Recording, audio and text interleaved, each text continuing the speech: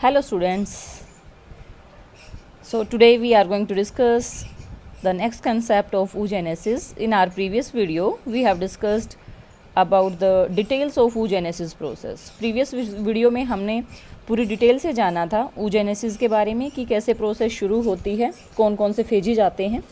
तो हम सारे फेजेस oogenesis के पढ़ चुके हैं। इस वीडियो में मैं आपको oogenesis का जो स्कीमेटिक रिप्रेजेंटेशन है वो यहाँ पर समझाऊंगी कि अगर oogenesis के लिए स्कीमेटिक रिप्रेजेंटेशन आती है तो हमें oogenesis को किस तरीके से रिप्रेजेंट करना होता है। तो सबसे पहले मैंने आपको बताया था कि oogenesis वो प्रोसेस है जो कि फीटल लाइफ में ही शुरू हो जाती है। If we compare the process to the spermatogenesis, तो ये प्रोसेस जो है वो कहाँ पर शुरू हो जाती है, फीटल लाइफ के अंदर ही शुरू हो जाती है। तो फीटल लाइफ के अंदर कौन कौन से इवेंट होते हैं? The multiplication phase occurs in the foetal life. Multiplication phase में क्या होता है, जर्मिनल एपिथेलियल जो लेयर होती है ओवेरी की, उसके अंदर सेल्स होते हैं और वो सेल्स अपने आप को मल्टीप्लाई करते हैं और मल्टीप्लाई करने के लिए जो डिवीज़न रहेगा दैट विल बी माइटोसिस।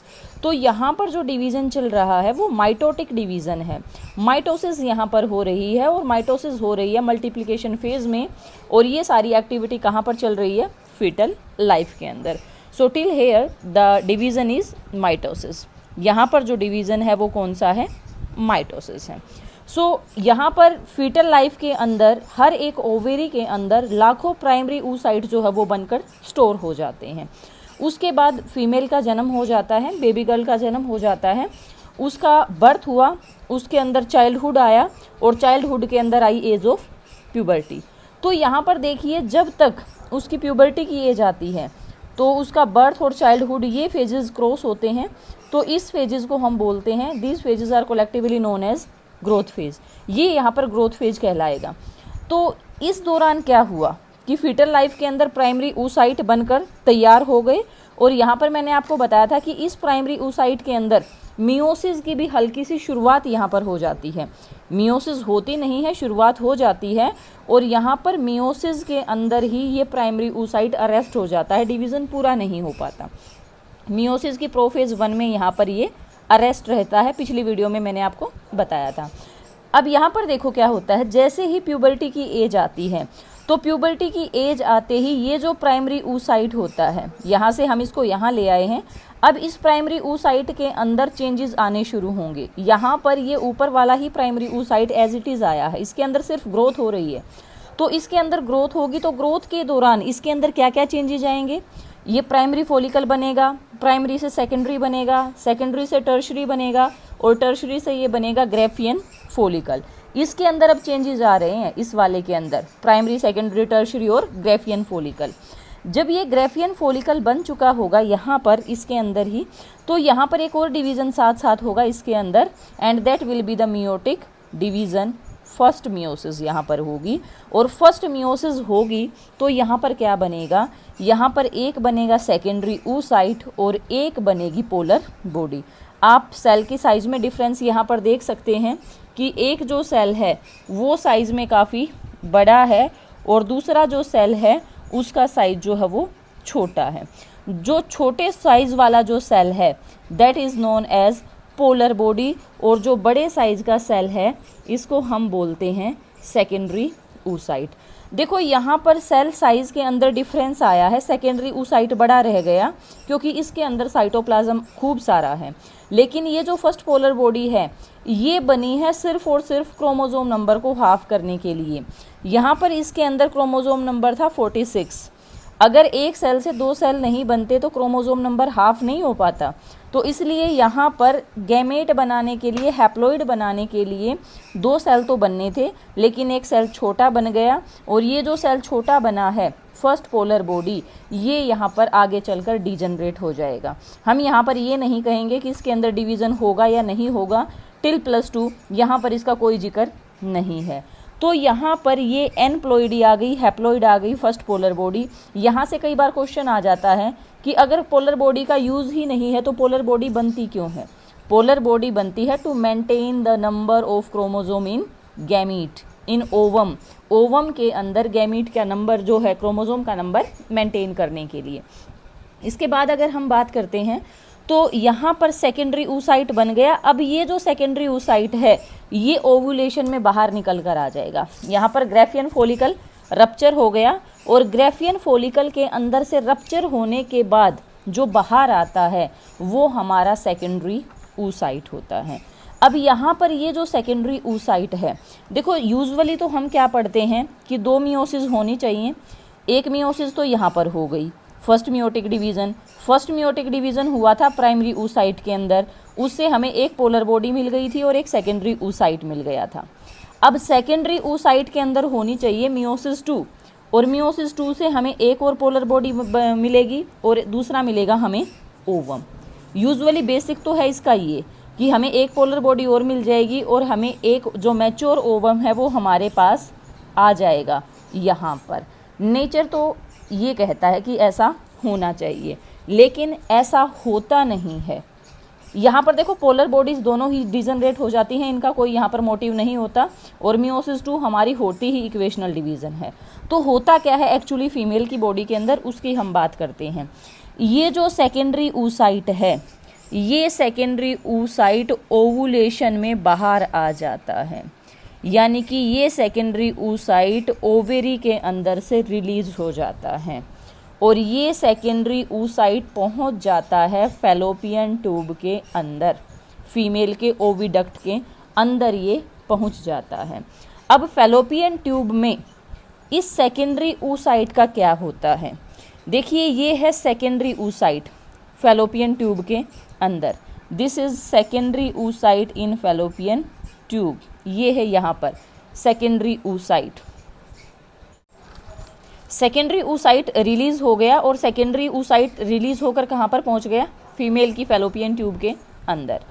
अब अगर इस फीमेल की मीटिंग होती है मेल के साथ तो इसके अंदर एंटर करते हैं स्पर्म और स्पर्म इसकी सर्विकल कैनाल यूट्रस से होते हुए पहुंच जाते हैं फैलोपियन ट्यूब के अंदर।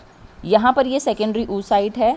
अगर इस सेकेंडरी oocyte के कांटेक्ट में स्पर्म आता है तो इस सेकेंडरी oocyte के अंदर मियोसिस सेकंड होगी। अगर इस सेकेंडरी oocyte के कांटेक्ट में स्पर्म नहीं आएगा तो यहाँ पर मियोसिस सेकंड नहीं होगी और ये secondary oocyte as it is degenerate हो जाएगा। ठीक है, तो यहाँ पर ऊपर हमने जो बात की थी, ये वाली जो हमने बात की है, एक्चुअली में ऐसा नहीं होता। इस प्रोसेस को होने के लिए ये होना ज़रूरी होता है, ये इवेंट होने ज़रूरी होते हैं। ठीक है, तो यहाँ पर देखो अब क्या होगा, सेकेंडरी oocyte के कांटेक्ट में स्पर्म आया। जैसे ही सेकेंडरी oocyte के कांटेक्ट में स्पर्म आता है तो स्पर्म के कांटेक्ट में आते ही इसके अंदर कुछ केमिकल रिएक्शंस होती हैं और ये मियोसिस सेकंड यहाँ पर परफॉर्म करता है। और इसके अंदर जब मियोसिस सेकंड होती है तो सेकेंडरी oocyte के अंदर से एक और पोलर बॉडी बाहर निकल जाती है और वो पोलर बॉडी भी बाहर निकलकर डीजनरेट हो जाती है। अब मियोसिस सेकंड होने के बाद हमारा सेकेंडरी oocyte कहलाता है mature ovum. Now it is ovum, egg, अब है ये मैच्योर ओवम। अब तक क्या था, सेकेंडरी oocyte। जब इसके साथ यहाँ पर फर्टिलाइजेशन की शुरुआत हो जाएगी then it is called as mature ovum. फिर क्या होगा कि जैसे ही स्पर्म की रिएक्शन यहाँ पर होगी तो स्पर्म अपना न्यूक्लियस और सेंट्रियोल इस एग के अंदर छोड़ देगा और यहाँ पर ये जो दोनों न्यूक्लियस हैं ये दोनों आपस में फ्यूज़ कर जाएंगे। ये स्पर्म का न्यूक्लियस है मेल न्यूक्लियस, ये एग के अंदर का न्यूक्लियस है फीमेल न्यूक्लियस। तो दोनों जब न्यूक्लियस आपस में फ्यूज़ करेंगे तो प्रोसेस कहलाएगी fertilisation. Nuclei fused and this is known as fertilisation. और न्यूक्लियाई फ्यूज़ होने के बाद बन जाएगा जाइगोट। ये बात तब की है जब फीमेल के अंदर स्पर्म प्रेजेंट होंगे तो ये सारी एक्टिविटी होगी। लेकिन अगर इस स्टेज में कि फीमेल के अंदर से सेकेंडरी oocyte रिलीज हो गया, ओवुलेशन हो गया, लेकिन फीमेल की बॉडी के अंदर स्पर्म नहीं है, तो बेटा 24 घंटे के अंदर ये जो सेकेंडरी oocyte है ये डीजनरेट हो जाएगा। इसका यहाँ पर कोई फेट नहीं है। तो this is the schematic representation of oogenesis। यहाँ पर आप देख सकते हैं ये पूरी यहाँ तक जो है, this is the schematic representation of oogenesis। अब मैं यहाँ पर आपको एनसीईआरटी से थोड़ा सा यहाँ पर समझाना, देखिए एनसीईआरटी के अंदर दोनों जो प्रोसेस है वो यहाँ पर साइड बाय साइड दी गई है। तो कुछ बच्चे यहाँ पर प्रॉब्लम फेस कर रहे थे, मुझे कुछ बच्चों के मैसेज यहाँ पर मिले हैं। तो देखो यहाँ पर दोनों को इक्वली यहाँ पर दिखाया गया है कि जो स्पर्मेटोजेनेसिस है और जो oogenesis है उन दोनों के अंदर काफ़ी हद तक सिमिलरिटी होती है, क्योंकि बिल्कुल शुरुआत में ही मैं आपको बता चुकी हूँ कि multiplication phase, growth phase, maturation phase, तीनों फेज़ जो होते हैं वो इनके अंदर इक्वल होते हैं। तो यहाँ पर क्या दिखाया गया है कि देखो यहाँ पर दिखाया गया है स्पर्मेटोजेनेसिस शुरू होती है एट प्यूबर्टी। जब मेल 13-14 साल का हो जाता है, जब उसके अंदर प्यूबर्टी की जाती है तो स्पर्मेटोजेनेसिस शुरू होती है। यहाँ तक फेज कहलाया मल्टीप्लिकेशन फेज़। हमारे पास क्या बन गए, प्राइमरी स्पर्मेटोसाइट बन गए।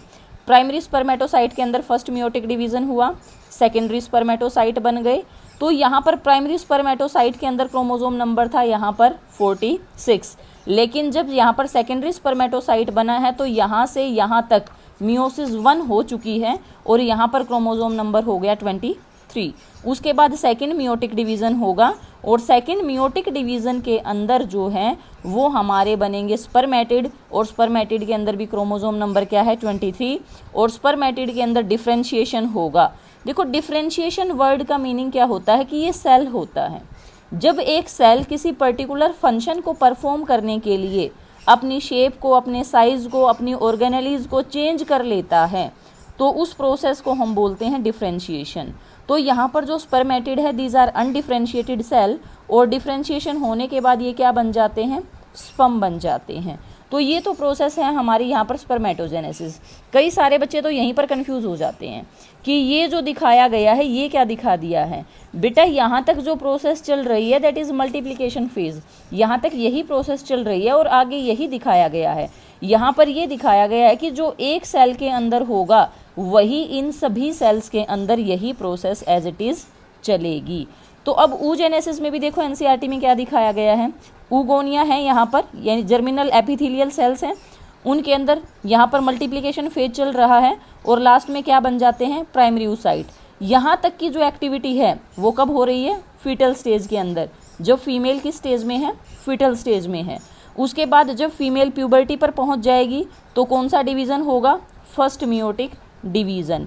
फर्स्ट मियोटिक डिवीज़न ओवुलेशन से पहले हो जाएगा। तो ये जो सेकेंडरी oocyte बना है this is formed as a result of meiosis 1। Meiosis 1 होने से सेकेंडरी oocyte बन गया, और सेकेंडरी oocyte यहाँ पर जो बना है उसी के साथ में एक फर्स्ट पोलर बॉडी बनी है।